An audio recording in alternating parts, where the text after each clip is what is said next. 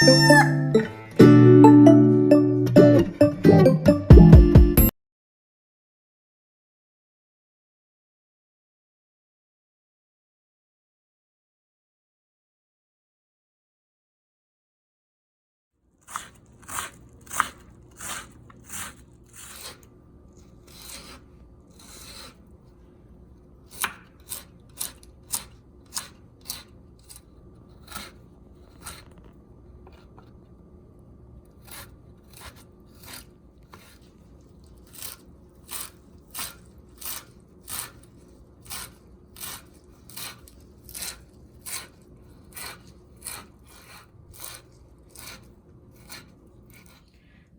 Friends, இன்றைக்கி நம்ம சுட சுட குழி பணியாரம் செஞ்சு சாப்பிட போகிறோம். அதுக்கு என்னென்ன பொருட்கள் தேவைன்னு பார்க்கலாமா? ஃபஸ்ட்டு வெங்காயம் குட்டி குட்டியாக சாப் பண்ணி வச்சுருக்க ஒரு அரை வெங்காயம். கேரட் ஒரு 2 பெரிய கேரட் எடுத்துக்கோங்க. கொஞ்சமாக இஞ்சி எதுக்குன்னா பணியாரம் சாப்பிட்டா ஒரு மாதிரி மந்துப்பாக இருக்கும், அதனால் நம்ம ஜிஞ்சர் சேர்த்துக்கிறோம். அதுக்கப்புறம் குட்டி குட்டியாக கட் பண்ணி வச்சுருக்க மல்லித்தலை, அப்புறம் கருவேப்பிலை.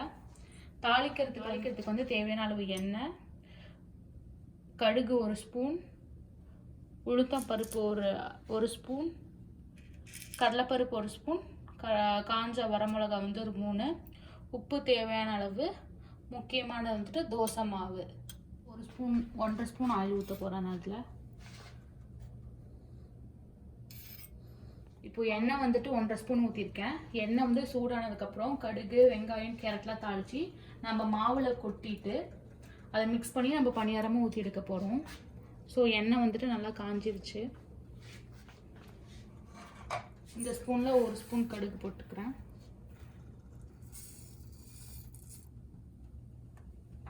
இப்போ நம்மளுக்கு கடுகு பொரிஞ்சிருச்சு. இப்போ வரமிளகா 3 வரமிளகா காய்ச்சி, காஞ்ச மிளகா 3 போட்டு ஒரு டைம் நல்லா ஃப்ரை பண்ணிக்கோங்க ஆயிலில்.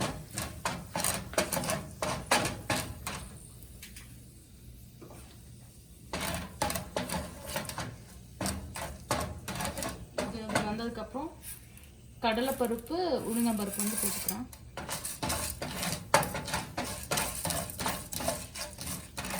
நான் இப்போ பண்ணுறது 3 பேர்த்துக்கு கரெக்டாக இருக்கும்.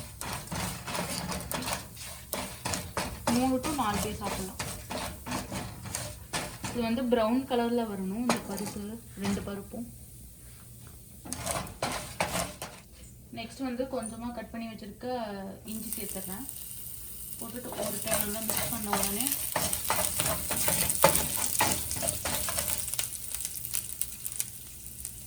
கட் பண்ணி வச்சுருக்க அரை வெங்காயம் சேர்க்குறேன்.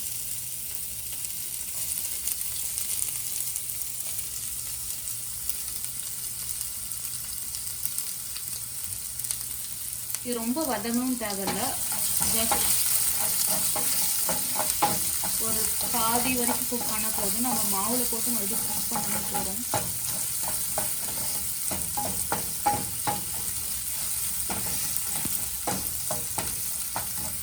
வெங்காயத்துக்கு மட்டும் தேவையான அளவு ஒரு 1/4 ஸ்பூன் சால்ட் போட்டுக்கிறேன். ஸ்டேஜில் நான் கட் பண்ணி வச்சுட்டு கேரட் சேர்த்துக்கிறேன்.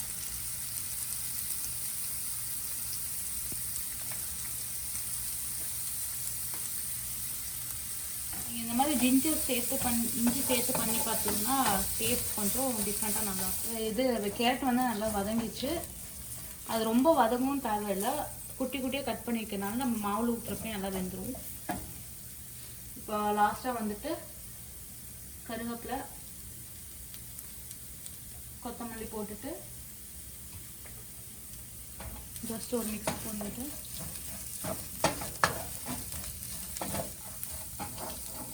அவ்வளோதான். இந்த கலவை ரெடி ஆயிடுச்சு. நான் இப்போ இந்த செஞ்ச கலவையை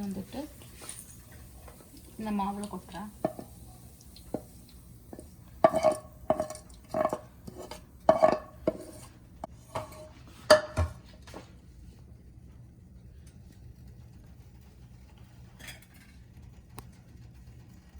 இப்போ இதோட இந்த மாவோடு போட்டு நம்ம மிக்ஸ் பண்ணிக்கலாம்.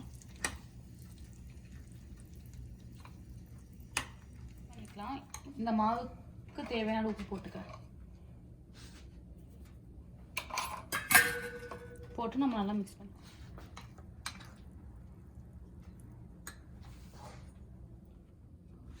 மாவு வந்து ரொம்ப திக்காக இருக்கணும்னு தேவையில்ல, நம்ம கொஞ்சம் லைட்டாக தண்ணி ஆட் பண்ணிக்கிறேன்.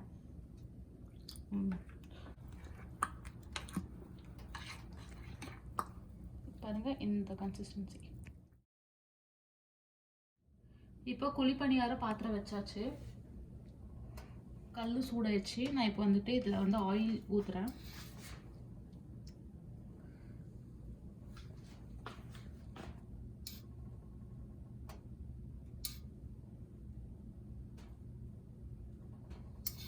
நான் வந்துட்டு நல்லெண்ணெய் யூஸ் பண்ணியிருக்கேன், நீங்கள் சமைக்கிற எண்ணெய் எது வந்தாலும் யூஸ் பண்ணிக்கலாம்.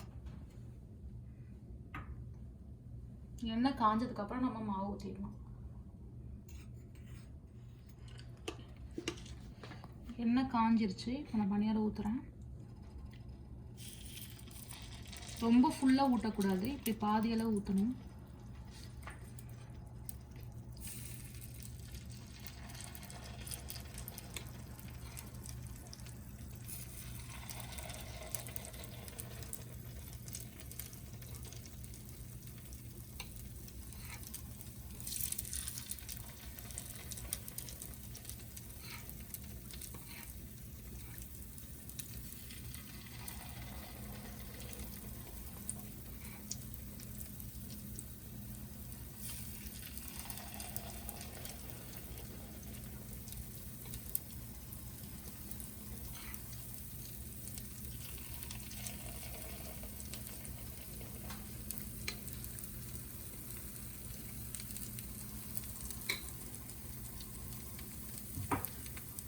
இப்போ பணியாரம் வெந்துருச்சு, நான் திருப்பி போட போகிறேன்.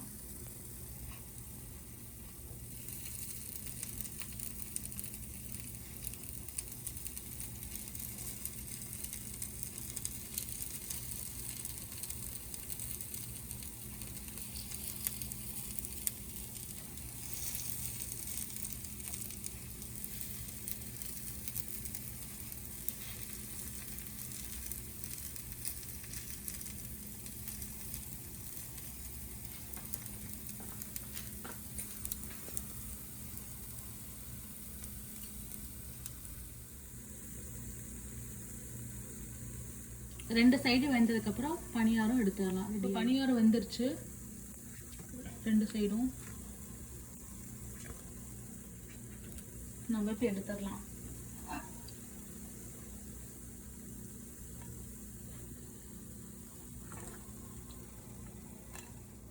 சுவையான குழி பணியாரம் ரெடி.